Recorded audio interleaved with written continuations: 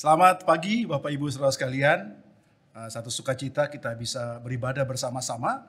Dan saat ini saya akan membawakan firman Tuhan ambil dari Yesaya pasal 55 ayat 9. Dan judul pelajaran saya atau judul khotbah saya adalah harapan di dalam kesulitan. Mari kita tunduk kepala dan kita berdoa. Bapa di surga, Tuhan terima kasih untuk setiap kebaikan Engkau. Kami sudah melewati masa pandemik ini sudah hampir 2 tahun. Dan belum juga ada tanda-tanda menjadi lebih baik. Tetapi kami menyerahkan semuanya ke dalam tangan Engkau. Biarlah Engkau yang senantiasa memelihara kami dan menjaga kami. Biarlah firman Tuhan yang kami akan dengarkan di saat ini bisa membuat kami lebih memahami Engkau dan bersemangat di dalam Engkau. Dalam nama Yesus kami berdoa dan mengucap syukur. Amin. Judul pelajaran saya adalah harapan di dalam kesulitan.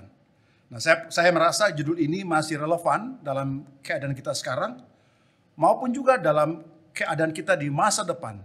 Dan semoga bisa menjadi suatu dasar atau fondasi ketika kita berhadapan dalam masa-masa sukar dalam kehidupan kita. Yesaya pasal 55 ayat 8 sampai 9 demikian bunyi firman Tuhan. Sebab rancanganku bukanlah rancanganmu dan jalanmu bukanlah jalanku. Demikianlah firman Tuhan. Seperti tingginya langit dari bumi, demikianlah tingginya jalanku daripada jalanmu dan rancanganku daripada rancanganmu. Ayat ini betul-betul menceritakan bahwa Tuhan menaruh dirinya pada posisi yang lebih tinggi dari sisi hikmatnya, pengetahuannya, pengertiannya, bahkan kekuasaannya dibandingkan dengan manusia. Dan ini ditulis Yesaya pasal yang ke-55. Menarik adalah begini Bapak Ibu Saudara sekalian. Kitab Nabi Yesaya ditulis untuk rentang waktu yang sangat panjang. Bahkan di bagian terakhir dia berbicara tentang Yerusalem baru. Jadi waktu yang sampai pada kekekalan atau akhir zaman. Dibagi dalam 6 bagian utama menurut saya. Yang pertama adalah menceritakan tentang keadaan Nabi pada saat itu. Prophet on time. Setelah itu kemudian Yesaya berbicara tentang masa 70 tahun ketika mereka dibuang ke pembuangan. Kemudian dia bicara tentang masa mereka kembali dari pembuangan, yaitu masa kembali dan restorasi daripada keagamaan. Dan itu kita tahu, kalau kita lihat dari sisi waktunya, Yesaya berbicara pada bait suci pertama, kemudian bait suci kedua ketika mereka kembali di bawah pimpinan Zerubabel. Kemudian dia juga bicara tentang kedatangan Kristus, yaitu kita tahu pada bait suci yang ketiga atau yang direnovasi oleh Herodes yang jauh lebih besar dibandingkan dengan pertama dan kedua. Nah, kemudian dia juga berbicara tentang kedatangan Kristus atau Yesus memerintah di atas bumi. Kalau saya berkeyakinan dia bicara tentang tahun 70 sesudah Masehi di mana Yerusalem hancur dan kemudian kita tahu bahwa tidak ada lagi bait suci dan kita tahu bahwa sekarang hukum Kristus, perjanjian baru yang berlaku bagi manusia di dunia. Kemudian pada bagian terakhir dia bicara tentang akhir zaman, di mana ada saya sebut namanya bait suci keempat, yaitu adalah surga yang baru dan bumi yang baru. Kira-kira itu adalah 6 topik utama daripada surat atau kitab Yesaya. Nah, pertanyaan saya begini, mengapa penting? Mengapa penting Tuhan itu mau Yesaya menyampaikan firman-Nya kepada orang Israel, dalam hal ini di kerajaan Yehuda, tentang apa yang Tuhan ingin mereka tahu daripada isi hati Tuhan. Kita tahu bahwa Yesaya itu hidup pada masa-masa di mana kerajaan utara masih ada dan juga tentu saja kerajaan selatan. Jadi dia sendiri menyaksikan bagaimana kerajaan di utara itu dikalahkan oleh bangsa Assyria dan mereka juga dibawa kepada pembuangan. Dan dia lihat bahwa fenomena yang sama, gejala yang sama yang dilakukan kerajaan di utara sampai mereka dibuang pembuangan, sekarang ada kelihatan pada kerajaan di selatan yang ada di Yerusalem. Jadi berdasarkan itu Yesaya ingin menyampaikan bahwa kalau kamu tidak hati-hati, kalau kamu tidak kembali kepada Tuhan, maka nasibmu akan sama seperti yang nasib daripada kerajaan di utara. Kira-kira itu mengapa dia ingin menyampaikan pesan daripada Tuhan kepada bangsa Israel pada saat itu. Nah, di dalam pembagian kitab Yesaya ada dua bagian utama. Bagian pertama dari pasal 1 sampai pasal yang ke-39. Dan bagian kedua pasal 40 sampai pasal 66. Kenapa ini berbeda? Karena cerita daripada atau gaya bahasa dari pasal yang pertama sampai 39 berbeda dengan gaya bahasa penulisan pasal 40 sampai pasal 66. Maka dia dibagi dua bagian utama. Dan menurut beberapa pemikiran, mereka berkata begini, bahwa di pasal yang ke-40 sampai pasal 66, itulah yang disil, yang dimeteraikan dan tidak boleh dibuka atau hanya dibuka oleh murid-murid Yesaya setelah mereka sampai ke pembuangan. Jadi pasal 40 sampai pasal 66 adalah nanti dibaca waktu mereka di pembuangan, sementara pasal yang 1 sampai 39 boleh dibaca, didengarkan pada saat itu. Mungkin begitu, ada beberapa pendapat begitu karena gaya bahasanya berbeda. Nah, saya lebih suka yang itu adalah element of surprise. Bahwa ketika mereka berada di pembuangan, ketika mereka mempertanyakan mengapa, baru mereka baca Yesaya pasal 40 sampai 66. Dan disitulah mereka bisa menyaksikan betapa luar biasanya Tuhan. Bayangkan ya, Yesaya menulis 100 tahun sebelum kedatangan Raja Sirus atau Koresh. Dan dalam kitab Yesaya pasal 44 dia bilang bahwa aku yang membesarkan, aku yang mengangkat gembalaku Kores. Jadi ketika bangsa Israel mereka membaca Yesaya di pembuangan, dan kebetulan mungkin yang berkuasa adalah Raja Sirus atau Kores, dan mereka bisa baca, mereka bilang, wah, jadi bahkan 100 tahun sebelum dia lahir, Yesaya sudah berbicara bahwa nanti Kores lah yang akan menjadi alatnya Tuhan untuk mengembalikan bangsa Israel ke tanah perjanjian. Kira-kira begitu kalau kita baca skenario daripada kitab Yesaya. Nah, karena itu kemudian kalau mereka sudah di pembuangan, dan pasal 40 sampai pasal 66 adalah dibaca kalau mereka sudah di pembuangan, maka pasti perasaan tertekan, depresi, perasaan kecewa barangkali, dan itulah kemudian waktu mereka membaca akan muncul yang namanya harapan. Jadi sehingga judul pelajaran saya, karena kita akan bahas pasal 40 sampai pasal 55 dengan sangat cepat, maka judul pelajaran saya adalah Hope in Distress, menemukan pengharapan di dalam tekanan hidup. Yesaya itu ada memiliki 4 isu utama. Maksudnya adalah bangsa Israel. Kalau kita baca Yesaya pasal 1 sampai pasal yang kelima, maka ada paling tidak 4 masalah utama daripada bangsa Israel. Mari kita baca Alkitab. Demikian, dengarlah hai langit dan perhatikanlah hai bumi. Ini pasal pertama. Jadi kata-katanya sudah dengarlah hai langit. Sebab Tuhan berfirman, aku membesarkan anak-anak dan mengasuhnya, tetapi mereka memberontak terhadap aku. Jadi Tuhan bilang, saya raise kamu, bangsa Israel, tapi kamu memberontak terhadap aku. Maksudnya apa? Mereka menyembah Allah yang lain. Masalah yang kedua adalah lembu mengenal pemiliknya, bahkan diperbandingkan dengan binatang. Binatang aja yang dipelihara oleh Tuhan, dia kenal siapa Tuhan. Tetapi Israel tidak. Keledai mengenal palungan yang disediakan tuannya, tapi umatku tidak memahaminya. Jadi bayangkan sampai perbandingannya adalah dengan binatang. Kerbau, lembu tahu pemiliknya. Keledai tahu tempatnya. Bangsa Israel tidak. Jadi mereka tidak mengenal siapa Allah mereka. Masalah ketiga adalah celakalah bangsa yang berdosa.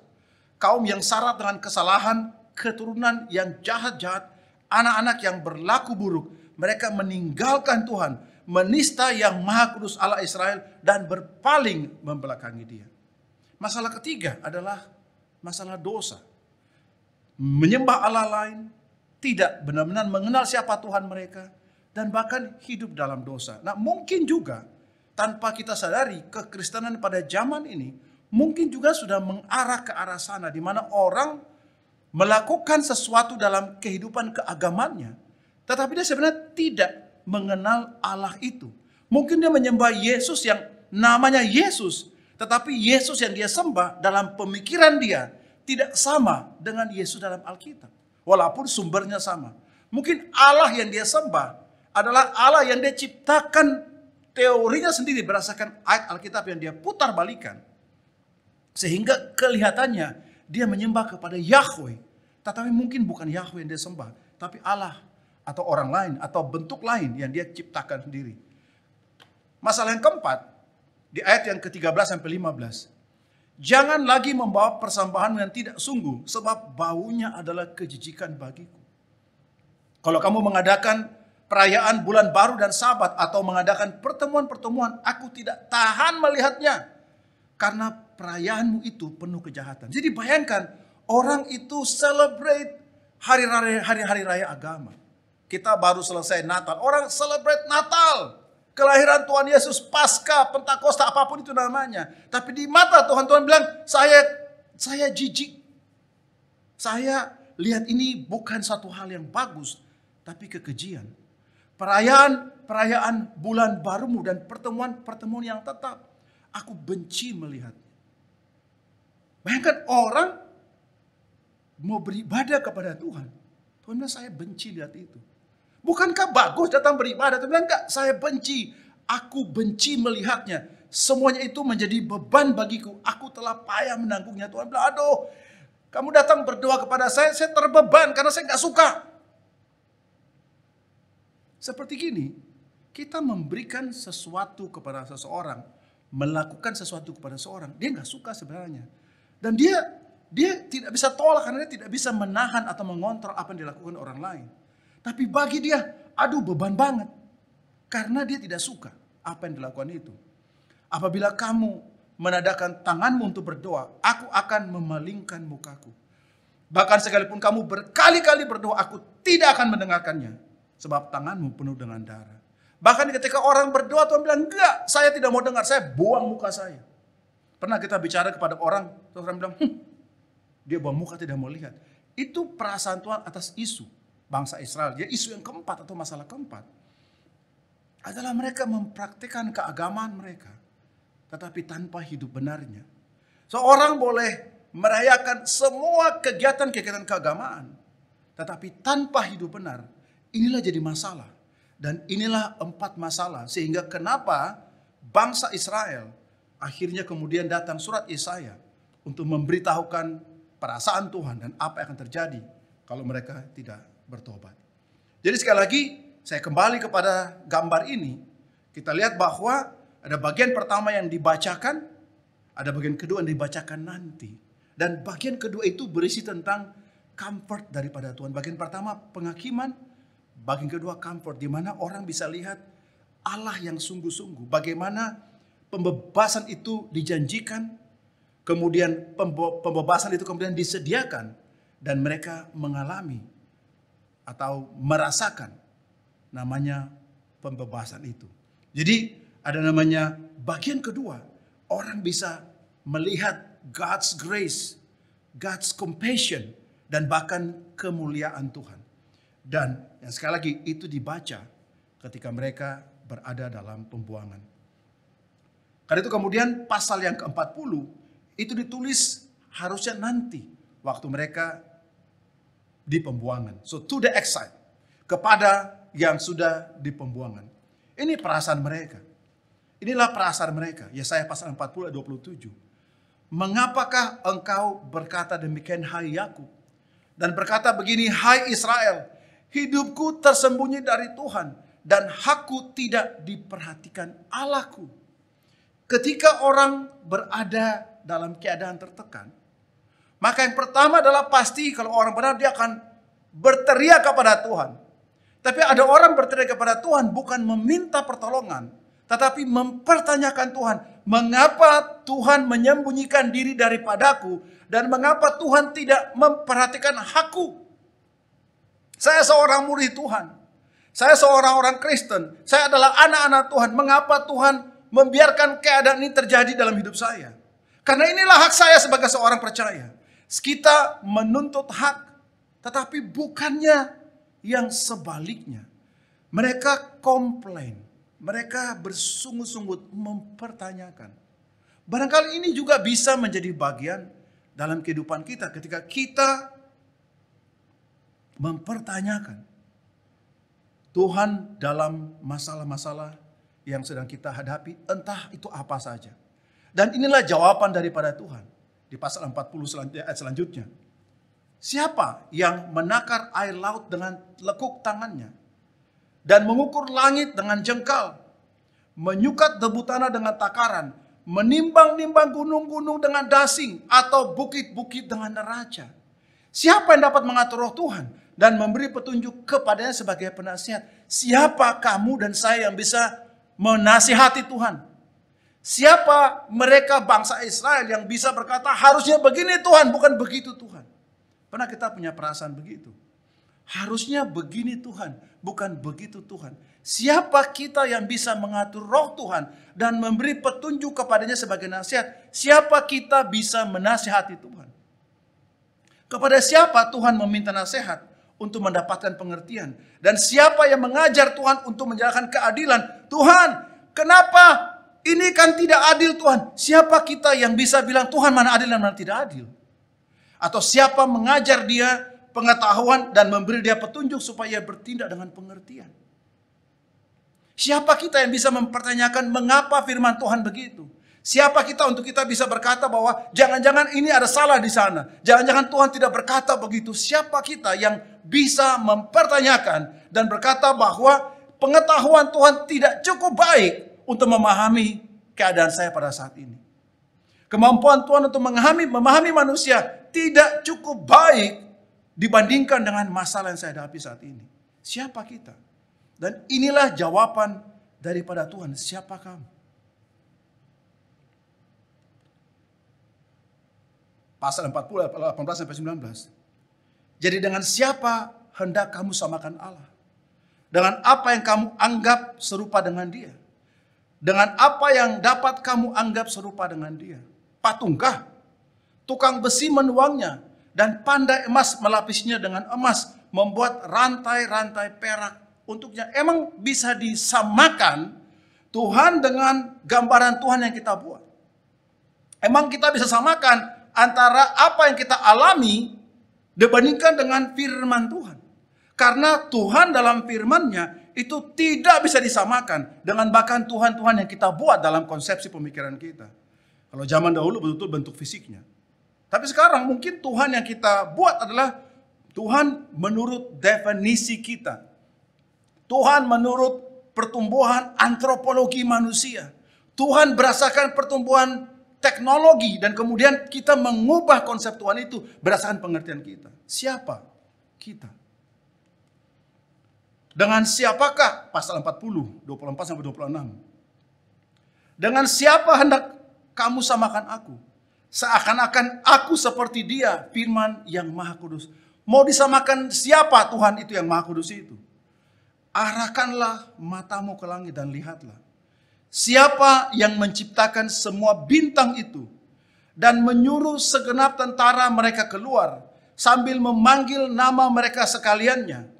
Satu pun tiada yang tak hadir, oleh sebab Ia yang maha kuasa dan maha kuat. Nah, kata-kata tentara itu alegori. Maksudnya adalah bintang dengan planet dengan alam semesta yang begitu banyak seperti tentara begitu. Siapa yang ngaturnya? Gak mungkin dunia terjadi karena Big Bang kemudian bisa teratur, bumi teratur. Gak mungkin. Dunia terjadi karena penciptaan. Dan semua hukum-hukum alam itu terjadi karena Tuhan yang membuatnya. Gaya gravitasi 9,81 meter per detik kuadrat, Tuhan yang buat. Kita hanya mengukurnya. Tetapi segala sesuatu yang ada di dalam alam semesta, bahkan di dalam bumi, Tuhan yang ciptakan. Jadi dia tanya, dengan siapakah kamu samakan aku? Lihat kepada penciptaan. Bukankah itu yang saya ciptakan? Jadi kalau masalah kita bandingkan dengan kemahakuasaan Tuhan. Kita bandingkan dengan kehebatan Tuhan. Kita bandingkan dengan penciptaan Tuhan. Kita bandingkan dengan sejarah bagaimana Tuhan bekerja. Pertanyaan saya adalah, seberapa besar masalah kita dibandingkan dengan Tuhan itu? Poin yang saya pertama, waktu kita dalam keadaan tertekan, masalah, kesulitan kehidupan, ingat bahwa Tuhan itu lebih besar, lebih hebat dari masalah-masalah kamu. Jadi kalau Tuhan itu lebih hebat dari semua masalah kita, lebih hebat dari semua pergumulan kita, lebih hebat dari apa yang kita sedang alami saat ini, sikap kita adalah rasa aman di dalamnya. Kalau kita menyembah Tuhan yang hebat itu, maka apapun yang sedang kita hadapi, kita taruh rasa aman kita ke dalam Tuhan. Kenapa? Karena Dia lebih hebat, lebih kuasa atas masalah-masalah kita. Dan ini yang Tuhan ingin sampaikan kepada bangsa Israel waktu mereka di pembuangan. Lihat, kamu boleh merasa tertinggalkan, tetapi tidak, kamu memiliki Allah yang luar biasa. Keadaan kamu di pembuangan, Tuhan itu mengontrol segala sesuatunya. Tuhan itu adalah Allah yang berkuasa bagi bangsa Israel. Bahkan ketika keadaan mereka terpuruk sekalipun, tidak mengubah kenyataan bahwa Dia adalah Tuhan. Seperti juga keadaan kita pada hari ini. Makanya datanglah pertolongan. Janganlah takut sebab aku menyertai kamu. Janganlah bimbang sebab aku ini Allahmu. Aku akan meneguhkan, bahkan akan menolong engkau. Aku akan memegang engkau dengan tangan kananku yang membawa kemenangan. Dia bilang, jangan takut, jangan bimbang. Sebab aku ini Allahmu. Aku akan meneguhkan, menolong, memegang, dan membawa kemenangan. Pasal 41 ayat 14. Sebab aku ini Tuhan Allahmu, memegang tangan kananmu dan berkata kepadamu, janganlah takut, akulah yang menolong engkau. Tuhan bilang kepada bangsa Israel dan pada kita hari ini, saya yang akan menolong engkau. Dan ini perasaan bangsa Israel. Makanya Tuhan gambarkan perasaan mereka gini. Janganlah takut, hai cacing Yakub. Bayangkan sebegitu perasaan kerdilnya mereka, insecure-nya mereka, sampai seperti mereka adalah cacing di tengah-tengah bangsa yang hebat di Babilonia atau Persia. Dia bilang, janganlah takut hai cacing Yakub. Hai si ulat Israel. Ya, cacing dan ulat kecil ukurannya. Sekali diinjak manusia selesai.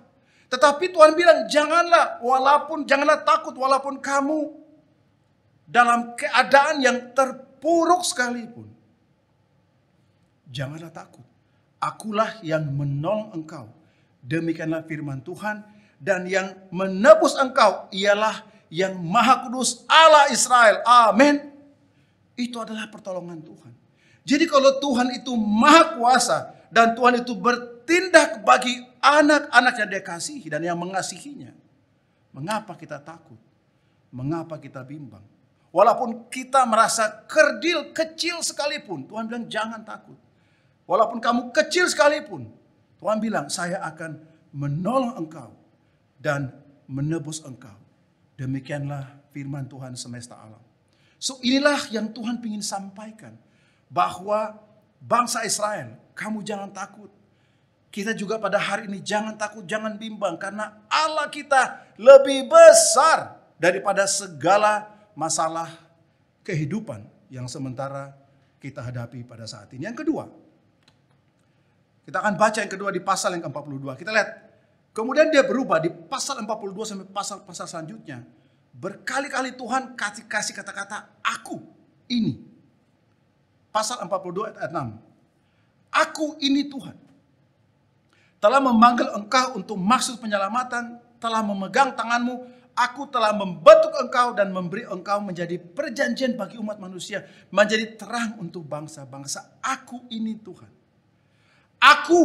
Akulah Tuhan. Bayangkan ya. Kalau seseorang yang bijaksana, dewasa, dan penuh dengan pencapaian, atau atasan kita di pekerjaan, kemudian dia berkata, Akulah direktur, akulah CEO, akulah si ini. Maka pernyataan akulah itu seperti kayak saya ini berpengalaman. Saya ini mengerti apa yang saya ucapkan. Saya ini kompeten, saya ini bisa. Itulah akulah Tuhan. Dan tidak ada juru selamat selain daripada aku. Akulah yang memberitahukan, menyelamatkan dan mengabarkan. Dan bukannya Allah asing yang ada di antara kamu. Kamulah saksi-saksiku, demikianlah firman Tuhan. Dan akulah Allah. Bayangkan, di dalam 2 ayat ini saja di pasal 43 sampai 12. Lihat ya. Akulah Allah. Akulah. Dia berkali-kali menyatakan akulah. Pasal 43 ayat 15. Akulah Tuhan yang Maha Kudus, Allahmu, Rajamu yang menciptakan Israel. Tuhan kasih mereka garansi. Akulah. Sayalah Allahmu. Sayalah Rajamu. Sayalah yang menciptakan kamu. Sayalah. Akulah. Dan berkali-kali kalau kita baca, dia sebut akulah. Dia baca berulang-ulang. Pasal 44 ayat 24-28. Akulah Tuhan yang membentuk engkau sejak dari kandungan. Akulah yang meniadakan tanda-tanda peramal pembohong. Akulah yang menguatkan perkataan hamba-hambaku. Akulah yang berkata kepada tubir lautan, jadilah kering. Aku mau mengerjakan sungai-sungaimu. Akulah yang berkata kepada Koresh. Bayangkan ya. Yesaya berbicara 100 tahun sebelumnya. Coba kita bayangkan ketika murid-murid Yesaya dan orang-orang Israel yang di pembuangan, mereka baca ini. Dan mereka lihat bahwa, wah, ini sudah 100 tahun lalu Nabi kita berbicara tentang siapa? Tentang si Kores atau Cyrus ini. Dia bilang, akulah yang berkata kepada Koresh, dia gembalaku. Segala kehendakku akan digenapinya dengan mengatakan tentang Yerusalem. Baiklah ia dibangun, dan tentang bait suci baiklah diletakkan dasarnya. Bahkan Tuhan bilang, bait suci dan Yerusalem, dia yang akan melakukannya. 100 tahun sebelumnya. Bayangkan, sebegitulah perasaan Tuhan kepada bangsa Israel. Supaya ketika mereka di pembuangan, mereka tidak ketakutan. Mereka tidak kehilangan arah. Dia sudah mempersiapkan 100 tahun sebelumnya. Kita bisa baca pasal 45. Akulah Tuhan dan tidak ada yang lain. Akulah Tuhan yang membuat semuanya ini. Akulah Tuhan yang menciptakan semuanya ini. Akulah yang menjadikan bumi. Akulah yang menggerakkan Kores. Diulang sekali lagi. Aku Tuhan selalu berkata benar. Selalu memberitakan benar. Demikianlah aku, hai Yakub dan engkau Israel, yang kupanggil. Akulah yang tetap sama. Akulah yang terdahulu, akulah juga yang terkemudian. Akulah yang mengatakannya dan yang memanggil dia juga. Akulah yang mendatangkan dia dan segala usahanya akan berhasil. Akulah yang menghibur kamu. Berkali-kali dari pasal 45 sampai 51. Akulah. Dia berkata sayalah. Mengapa? Mengapa Tuhan perlu untuk menaruh kompetensinya, menaruh kekuasaannya, menaruh dirinya, menaruh pesan tentang siapa dirinya. Karena dia mau bilang kepada bangsa Israel, saya itu lebih besar, lebih hebat, lebih powerful dengan keadaan kamu saat ini. Keadaan kamu saat ini, saya lebih besar, saya lebih berkuasa, saya lebih powerful. Jadi kalau Tuhan itu lebih powerful, lebih berkuasa, maka saya akan tetap menjalaninya dengan tabah. Saya steadfast in Him. Saya akan menjalani masa-masa sukar saya dalam ketabahan. Saya tidak akan lari meninggalkan Dia. Saya tidak akan memberontak kepadanya. Saya tidak akan mempertanyakan Dia. Saya tidak akan memaki Tuhan. Saya tidak akan marah kepada Tuhan. Karena Dia maha kuasa. Dia lebih kuasa dan powerful dibandingkan dengan masalah saya. Karena itu saya akan steadfast. Saya akan tabah di dalam Dia. Sama juga dengan kita hari ini, Bapak Ibu Saudara sekalian. Setiap dari kita punya masalah masing-masing. Dan berat ringan masalah tergantung dari apa yang kita pikirkan. Bahkan juga tergantung daripada keadaan kita saat ini. Tetapi apapun itu masalah yang sementara kita hadapi. Pergumulan, cobaan, ujian, apapun itu. Allah itu lebih berkuasa daripada semua yang kita hadapi. Jadi karena itu kita jalani dengan tabah, tetapi tabah di dalam Tuhan. Yang ketiga, yang selanjutnya. Yesaya 54-5. Tuhan Allah telah memberikan kepadaku lidah seorang murid. Setelah dia pahami semuanya itu. Kemudian yang Tuhan ingin bangsa Israel dan kita memahami hari ini adalah respons kita atau keputusan kita. Kalau kita telah mengenal Tuhan yang berkuasa dan maha kuasa itu, maka kita tahu bahwa sekarang harusnya lidah saya adalah lidah seorang murid. Supaya dengan perkataanku aku dapat memberikan semangat baru kepada orang-orang yang letih lesu. Bagaimana kita sebagai murid Tuhan memiliki lidah murid Tuhan? Maksudnya adalah apa? Maksudnya adalah walaupun kita begitu banyak masalah, tapi kita bisa kasih semangat kepada orang lain. Masalah kita mungkin belum selesai, tetapi kita bukannya menjadi down, menjadi betul-betul terjatuh hidup kita, tidak punya harapan hidup, putus asa. Tapi sebaliknya Alkitab berkata kita memiliki lidah seorang murid yang kita memberikan semangat baru kepada orang yang mengalami letih dan lesu. Setiap pagi ia mempertajam pendengaranku untuk mendengar seperti seorang murid. Setiap pagi waktu kita punya masalah, bukannya kita itu datang dan kita bengong, tetapi dia bilang mempertajam pendengaranku. Maksudnya apa? Maksudnya orang itu mendengarkan suara Tuhan, membaca firman-Nya, mempelajari firman-Nya seperti seorang murid Tuhan. Setiap hari dia baca firman Tuhan. Dia memahami Tuhan itu. Dia betul-betul mau mengerti Tuhan itu. Dia mau dekat dengan Tuhan itu. Tuhan Allah telah membuka telingaku dan aku tidak memberontak sebab tidak berpaling ke belakang. Dia bilang, bukan cuma saya itu memberikan kata-kata semangat walaupun saya punya banyak masalah, lebih daripada orang lain. Tapi bahkan setiap pagi saya mau dekat dengan Tuhan. Dan bahkan saya mau supaya Tuhan buka telinga saya supaya saya mau dengar Tuhan. Saya tidak mau dengar aneh-aneh. Saya mau dengar kebenaran firman Tuhan. Dan karena saya punya kedalaman firman Tuhan yang begitu dalam. Apapun yang saya hadapi, entah itu kepahitan hidup, segala macam. Saya tidak akan memberontak. Dan saya tidak akan berpaling untuk menoleh ke belakang dan mempersalahkan apa yang terjadi di belakang saya. Sama juga hari ini Bapak Ibu Saudara sekalian. Ada juga orang yang bisa terperangkap dengan masa lalunya. Di mana dia mungkin diperlakukan dengan tidak baik. Mengalami pelecehan secara fisik, secara verbal dan juga lain-lain. Atau dibesarkan bukan dengan cara yang baik. Atau mungkin juga mengalami pengalaman-pengalaman traumatis di masa lalu dan itu membuat dia susah untuk maju ke depan. Susah untuk dia bisa melihat Tuhan dan memandang kepada Tuhan.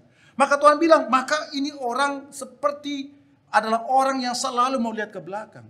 Dan mempersalahkan masa lalu, tidak melihat ke depan dan akhirnya memberontak kepada Tuhan. Tetapi kalau dia mau dalam kesulitan hidupnya, dalam kepahitan hidupnya, masih bisa memberikan semangat pada orang lain. Masih bisa membaca firman Tuhan untuk mendapatkan suatu kesegaran. Dan bahkan tidak mau lihat ke belakang, tapi hanya memandang supaya mendengarkan suara Tuhan dengan baik. Ini adalah keputusan daripada seorang murid Tuhan. Waktu dia menghadapi masa-masa sukar di dalam hidupnya. Pasal 54 ayat 7. Hanya sesaat lamanya aku meninggalkan engkau. Tetapi karena kasih sayang yang besar, aku mengambil engkau kembali. Inilah pernyataan Tuhan. Gak lama kok. Gak panjang kok masalah. Bangsa Israel cuma 70 tahun. 70 tahun gak lama di mata Tuhan. Kita mungkin berapa tahun bergumul, belum sebanding dengan 70 tahun bangsa Israel pembuangan. Sebab biarpun gunung-gunung berancap beranjak dan bukit-bukit bergoyang. Tetapi kasih setiaku tidak akan beranjak daripadamu. Dan perjanjian damaiku tidak akan bergoyang, firman Tuhan, yang mengasihani engkau. Tuhan kasih mereka jaminan. Saya mengasihi kamu. Saya tidak lama kok, keadaan kamu tidak lama. Saya itu besar kasih sayang saya. My love, my grace itu besar banget. Ayo, pasal 55 yang kita baca sebagai tema kita. Ayo. Jadi kita ngerti flow-nya ya. Ayo, hai semua orang yang haus, marilah dan minumlah air. Dan hai orang yang tidak mempunyai uang, marilah, terimalah gandum tanpa uang pembeli dan makanan, juga anggur dan susu tanpa bayaran. Mari, gratis saya kasih. Mengapa kamu belanjakan uang untuk sesuatu yang bukan roti, dan upah jeripayamu untuk sesuatu yang tidak mengenyangkan? Yang mengenyangkan adalah, dengarlah aku, maka kamu akan memakan yang baik, dan kamu akan menikmati sajian yang paling lezat. Firman Tuhan yang memberikan kekenyangan kepada kita. Hubungan dengan Tuhan yang membuat kita kenyang dan kita semangat dan punya kekuatan untuk menjalani hari-hari kita. Sedengkanlah telingamu dan datanglah kepadaku. Sekarang biasakan sedengkanlah telingamu ya Tuhan. Sekarang terbalik, Tuhan bilang kita yang pasang telinga kepadanya. Dan datanglah kepadaku, dengarkanlah, maka kamu akan hidup. Aku hendak mengikat perjanjian abadi dengan kamu, menurut kasih setia yang teguh yang kujanjikan kepada Daud. Mari, karena saya punya kasih yang besar kepada kamu. Jadi kalau kita lihat dalam keadaan tertekan, Tuhan kasih semua yang dia bisa berikan. Dia bagian-bagian akhir dari pasal 55. Dia tunjukkan bahwa kasih saya itu luar biasa. My love is greater kepada kamu. Jadi kalau Tuhan mengasihi mereka dengan begitu luar biasa, mana lebih enak? Menemukan kekuatan, atau waktu kita punya banyak masalah, kita dekat kepada orang yang biasa dengan kita, atau kepada orang yang mengasihi kita. Maka Tuhan bilang, karena kasih saya begitu besar, Tuhan mau kita itu mencari penghiburan, seek comfort in Him. Datang mendekat kepada Tuhan. Itu adalah keinginan hatinya. Bukannya kita berjuang dengan kekuatan kita supaya masalah selesai. Tuhan bilang enggak. Tetap berjuang, tetapi datang kepada aku. Karena kekuatan hikmat Tuhan bisa kasih waktu kita mengalami masa-masa sukar di dalam kehidupan kita. Itulah sebabnya di pasal yang ke-55 ayat yang ke-6 sampai 9. Carilah Tuhan selama ia berkenan ditemui. Berserulah kepadanya selama ia dekat. Ketika kita dalam keadaan tertekan, Tuhan itu dekat dengan kita. Jadi itulah saat yang paling luar biasa. Saat yang paling tepat. Karena Tuhan lagi membuka hatinya. Tuhan lagi mau dekat dengan kita. Itu the right moment. Baiklah orang fasik meninggalkan jalannya, dan orang jahat meninggalkan rancangannya. Baiklah ia kembali kepada Tuhan, maka dia akan mengasihaninya. Dan kepada Allah kita, sebab ia memberi pengampunan dengan limpahnya. Sebab rancanganku bukanlah rancanganmu, dan jalanmu bukanlah jalanku. Demikianlah firman Tuhan. Seperti tingginya langit dari bumi, demikianlah tingginya jalanku dari jalanmu, dan rancanganku daripada rancanganmu. Itulah yang Tuhan ingin sampaikan kepada bangsa Israel. Dan pesannya masih relevan bagi kita di hari ini. Apapun yang sedang kita hadapi, Tuhan itu memiliki kasih yang luar biasa. Dan karena dia mengasihi kita, harusnya kita mendekat kepada orang pribadi yang mengasihi kita. Dan Tuhan adalah yang mengasihi kita. Maka dia akan mengasihani kita. Dia akan memberikan pengampunan. Dia akan memberikan kepada kita semua yang kita harapkan. Kalau kita kembali kepadanya. Sebab rancanganmu tidak sama dengan rancangan Tuhan. Rancangan kita kalah dibandingkan rancangan Tuhan. Pengertian kita kalah dibandingkan pengertian Tuhan. Karena Tuhan adalah Allah yang luar biasa. Tuhan adalah Allah yang powerful, Allah yang hebat, tetapi juga Allah yang mengasihi. Karena itu Bapak Ibu, saudara sekalian, sebagai penutup daripada khotbah saya, Yesaya pasal 55 atau 40 sampai 66 merupakan satu pesan yang Tuhan ingin sampaikan kepada bangsa Israel ketika mereka di pembuangan, ketika mereka dalam keadaan tertekan, dalam keadaan sukar hidup mereka, dalam kesulitan hidup mereka. Maka Tuhan ingin menyampaikan bahwa saya adalah Allah yang maha kuasa. Kamu milikilah rasa aman di dalam Tuhan. Allah itu adalah Allah yang lebih hebat daripada semua keadaan yang kita lagi hadapi. Karena itu kita tabah di dalam Tuhan. Dan Allah itu adalah Allah yang mengasihi kita. Karena itu mari kita mendekat kepada Allah. So, di dalam kita menghadapi kesulitan, kita akan menemukan pengharapan. Waktu kita merasa aman dalam Tuhan, kita tabah dalam Tuhan, dan kita mau terus mendekat kepada Tuhan. Semoga 3 hal tadi bisa membantu kita, siapapun kita di sini, yang mungkin sementara menghadapi masa-masa sukar, tetapi menghadapinya di dalam Tuhan. Semoga Tuhan dipermuliakan. Amin. Mari kita berdoa. Tuhan Bapa di surga, terima kasih untuk firman Engkau.